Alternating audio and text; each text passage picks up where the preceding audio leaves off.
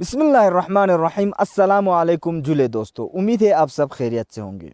दोस्तों, हम सबको बखूबी इल्म है कि जब से लद्दाख को यूटी का दर्जा मिला है, तब से लद्दाखी लोग हिंदुस्तान सरकार से बहुत कुछ चीज़ों को लेकर प्रोटेस्ट कर रहे हैं और मुतालिबा कर रहे हैं। ये लद्दाखी तारीख में पहली बार हुआ है कि लेह और पूरी दोनों के जिम्मेदार अशखास एक साथ मिलकर यानी कि कंधे से कंधा मिलाकर हिंदुस्तान सरकार से अपने लद्दाख के मांगों को उजागर कर रहे हैं। दोस्तों, ये लद्दाखियों के लिए एक ड्रीम कम ट्रू है, जिसमें लद्दाखी सारे लोग एक साथ मिलकर लद्दाख के फलाह व बहबूदी के लिए काम कर रहे हैं। दोस्तों, मिनिस्ट्री ऑफ होम अफेयर्स की बनाई हुई कमेटी पर गुफ्तगू करने से पहले हम थोड़ा सा तारीख पर नज़र डालते हैं और इस पस मंज़र को अच्छे से समझने की कोशिश करते हैं। दोस्तों, आप में से बहुत सारों को याद होगा कि सन 2019 में लद्दाख को यूटी का दर्जा देने के बाद सन 2020 में लेह में एपेक्स बॉडी तश्कील में लाई गई और सबसे पहले एपेक्स बॉडी ने यह सबसे बड़ा कदम उठाया कि अगर लद्दाख को हिंदुस्तान कानून के 6 शेड्यूल के अंदर नहीं लाया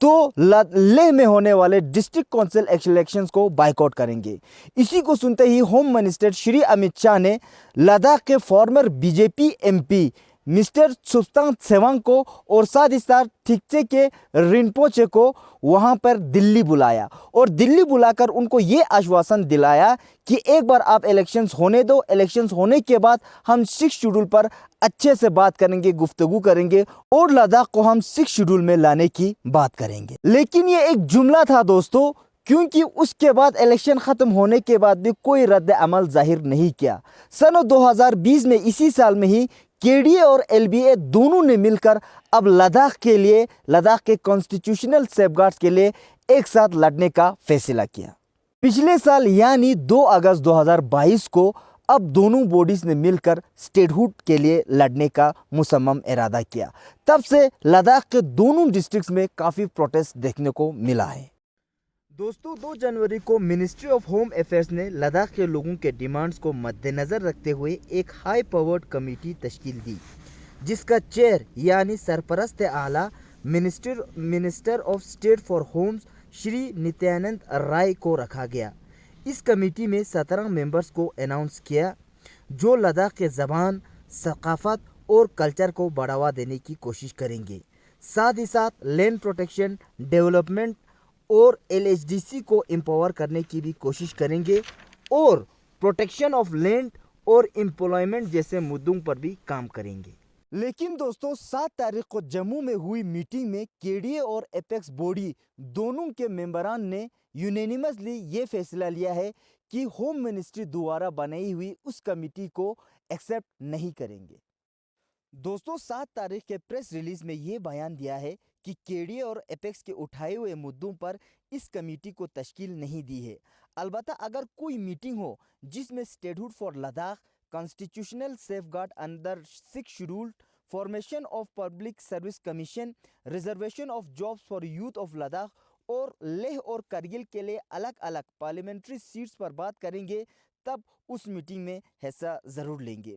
और इस हाई पावर कमेटी के मेंबर्स पर भी नुक्ताचीनी करते हुए ये स्टेटमेंट में कहा है कि जो मेंबर्स केडीए और एपेक्स बॉडी ने प्रपोज किया था उनको शामिल नहीं किया है। दोस्तों, आपकी जानकारी के लिए बता दूं कि इस मीटिंग से पहले Anjuman Moinul Islam youth wing UT Leh Ladakh ने 4 जनवरी को प्रेस स्टेटमेंट में इस कमेटी का ऑब्जेक्शन करते हुए कहा था कि उस 17 रुकनी कमेटी में सुन्नी मुसलमान एक भी मेंबर नहीं है।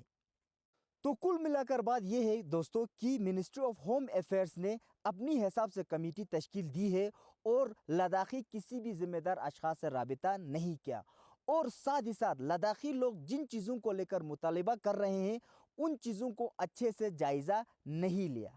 दोस्तों, केडीए और एपेक्स बॉडी ने मिलकर यह भी फैसला लिया है कि वो लोग 15 तारीख को जम्मू में प्रोटेस्ट करेंगे और साथ ही साथ फरवरी के तीसरे हफ्ते में दिल्ली के जंतर मंतर पर भी धरना प्रोटेस्ट करेंगे। लेकिन एक दिलचस्प बात यह भी निकल कर आ रही है दोस्तों कि एलबीए कारगिल ने एक स्टेटमेंट जारी किया है, एक प्रेस रिलीज स्टेटमेंट, जिसमें उन्होंने एपेक्स बॉडी और केडीए के लिए हुए इस फैसला पर उन्होंने नाराजगी जताया है और उनको कंडेम करते हुए ये कहा है कि उन्होंने हमेशा लद्दाख की फलाह और बहबूदी के लिए सरकार जो काम कर रही है उन पे हमेशा टांग अड़ाने की कोशिश करते हैं। अब ये देखना दिलचस्प हो गया है दोस्तों कि सरकार अब केडीए और एपेक्स बॉडी के लिए हुए इस इकदाम पर क्या रद्द अमल जाहिर करते हैं और जो नाम प्रपोज किए हैं दोनों कमेटी ने मिलकर उनको क्या शामिल करते हैं या नहीं, और जो 4 मेन डिमांड्स है जैसे कि स्टेटहुड, 6 शेड्यूल,